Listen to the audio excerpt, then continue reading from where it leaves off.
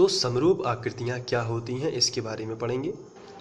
तो समरूप आकृतियों का मतलब होता है ऐसी आकृतियाँ जिनके आकार समान हो, माप भिन्न भिन्न हो सकती है। माप भिन्न भिन्न हो सकती है लेकिन आकार कैसे हो, समान हो। इसका मतलब वो दिखने में समान हो लेकिन छोटा बड़ा साइज चल सकता है। इसके लिए हम एक एग्जाम्पल ले लेते हैं। जैसे ABCD एक आयत या चतुर्भुज आपको दिख रहा है।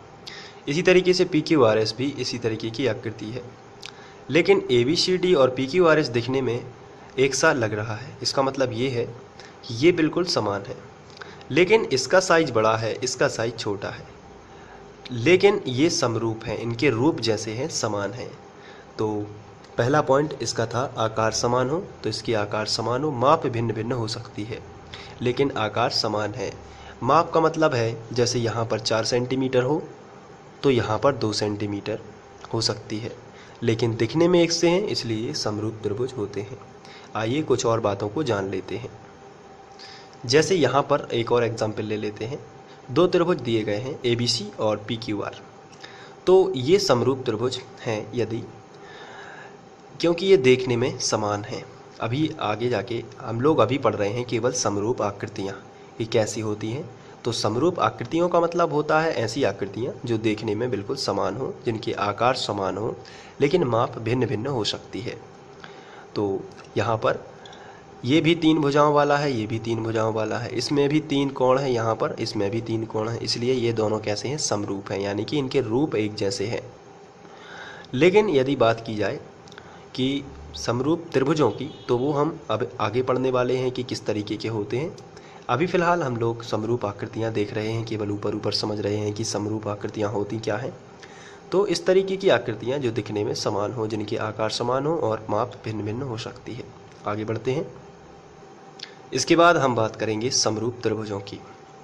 तो समरूप त्रिभुज क्या हैं? 2 त्रिभुज समरूप कहलाते हैं यदि उनके संगत कोण समान हो तथा भुजाएं अनुपातिक हों। जैसे आपके सामने 2 त्रिभुज हैं, तो इन त्रिभुजों की बात करें यदि, तो कोई भी 2 त्रिभुज समरूप तब कहलाएंगे जब इनके कोण जो हैं वो बराबर हों, यानी जितना कोण A हो उतना ही इसका संगत P हो, इसे हम संगत बोलेंगे, और जितना कोण B हो उतना ही उसका कोण Q हो।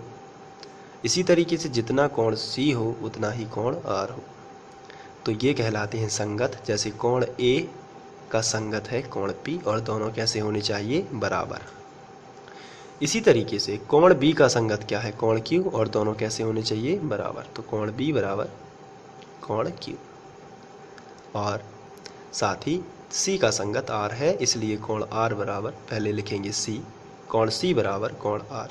ये भी कैसे होने चाहिए, बराबर।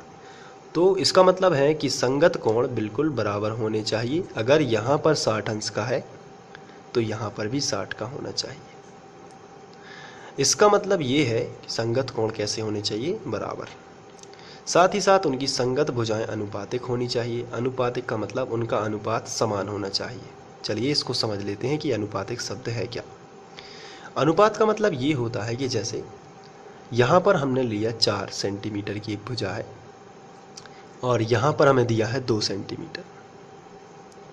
इसी तरीके से यहाँ पर हमें दिया है 6 सेंटीमीटर, यहाँ पर दिया है 3 सेंटीमीटर, यहाँ पर दिया है हमें, कोई भी ले लेते हैं जैसे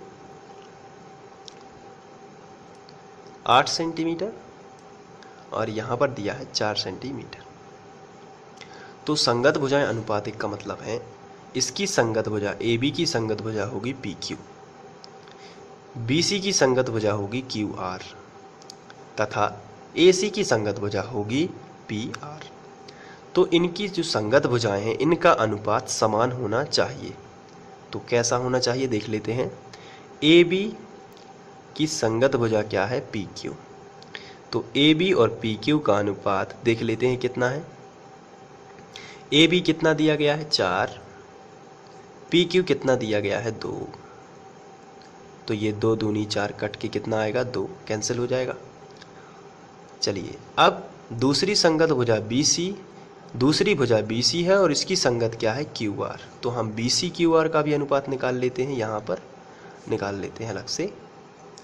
यहाँ पर लिखेंगे BC बटे QR। तो BC का मान कितना है, 6, क्यू आर का मान कितना है 3, तो 3 दूनी 6, 2 बार कैंसिल हो जाएगा। इसी तरीके से तीसरी जो है भुजा वो क्या है ए सी, और इसकी संगत भुजा क्या है पी आर। तो हम लिखेंगे तीसरी भुजा का भी अनुपात निकाल लेते हैं, ए सी बटे पी आर, और ए सी का मान कितना दिया गया है 8 और इसका 4। तो हम अभी इसको समझ रहे हैं केवल 8 बटे 4 यानी 4 दूनी 8। तो आप देख रहे हैं कि इनकी संगत भुजाओं का जो अनुपात आ रहा है वो कैसा है, समान है। तो संगत भुजाएं कैसी हैं, समानुपाती हैं। इसका मतलब ये है कि ए बी बटे पी क्यू बराबर बी सी बटे क्यू आर बराबर ए सी बटे पी आर। तो हम लिख सकते हैं अगर ऐसा केस आता है, ऐसी कंडीशन आ जाती है, तो दोनों त्रिभुज कैसे होंगे, समरूप। और यदि उनके कोण भी बराबर हों, जैसा कि हम ऊपर पढ़ चुके हैं, कोण ए बराबर इसका संगत कोण जितना हो उतना ही इसका संगत कोण हो, जितना इसका संगत कोण हो उतना ही इसका हो, जितना इसका हो उतना ही। तो संगत कोण भी यदि बराबर हैं और संगत भुजाएं अनुपातिक हैं, यानी उनका अनुपात भी समान है, तो हम कह सकते हैं कि दोनों त्रिभुज यानी कि त्रिभुज ए बी सी और समरूप हो जाएंगे। तो यहाँ पर ध्यान देने वाली बात है कि समरूप का चिन्ह ये होता है, त्रिभुज ए बी सी समरूप हो जाएगा त्रिभुज पी क्यू आर के। तो इस तरीके से आपको ये समरूपता का जो चिन्ह है इसको ध्यान रखना है। तो ये समरूपता का क्या है, चिन्ह। तो बड़ा ही सिंपल अध्याय है, यदि आप ध्यान से देखते हैं तो आप पूरा अध्याय समझ पाएंगे, बहुत ही इंटरेस्टिंग है। तो हम लोग इसको शुरू करेंगे। कुछ और 2 बातें हैं, आइए जान लेते हैं। जैसे थेल्स प्रमेय। तो थेल्स प्रमेय या आधारभूत समानुपातिकता प्रमेय, आधारभूत समानुपातिकता प्रमेय भी इसे बोलते हैं और इसे थेल्स प्रमेय भी कहा जाता है। चूँकि थेल्स नाम के साइंटिस्ट ने इसकी खोज की थी, इसलिए हम इसे थेल्स प्रमेय भी बोलते हैं, और इसका प्रचलित नाम आधारभूत समानुपातिकता प्रमेय भी है। तो इसको ध्यान से देख लेते हैं कि ये क्या है। तो इसमें इस कथन के अनुसार यदि किसी त्रिभुज की एक भुजा के समांतर एक रेखा खींची जाए तो वह त्रिभुज की अन्य 2 भुजाओं को समान अनुपात में विभाजित करती है। तो ये पढ़ने से समझ में यदि नहीं आया है तो आइए चित्र के माध्यम से इसे समझ लेते हैं।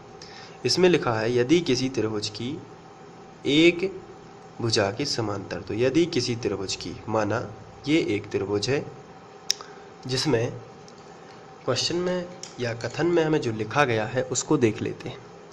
यदि किसी त्रिभुज की एक भुजा के समांतर, कोई भी एक भुजा, माना कि मैंने बी सी ली, तो एक भुजा के समांतर एक रेखा खींची जाए, तो इसके समांतर यहाँ से लेके यहाँ तक एक रेखा खींच लेते हैं।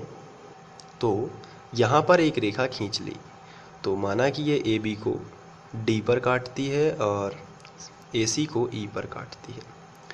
तो समांतर रेखा खींची जाए, तो ये रेखा खींच ली, तो वह त्रिभुज की अन्य 2 भुजाओं को समान अनुपात में विभाजित करती है। तो अन्य 2 भुजाएं कौन सी थी, इसके समांतर खींची थी, यानी BC के तो समांतर खींची थी, इसलिए ये अन्य 2 भुजाएं बचती हैं AB और AC, तो इसको समान अनुपात में विभाजित करती है। इसका मतलब ये हो जाएगा कि AD बटे DB बराबर AF बटे FC।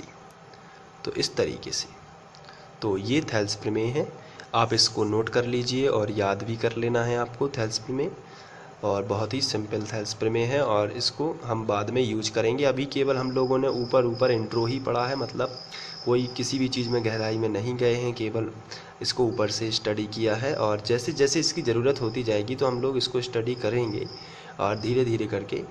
तो ये थेल्स प्रमेय हो गया यहाँ पर। तो इसके बाद हम लोग प्रश्नावली की आगे के क्वेश्चन कर सकते हैं। तो इसके बाद हम लोग प्रश्नावली 6.1 स्टार्ट कर सकते हैं। तो चलिए आगे बढ़ते हैं। Thank you.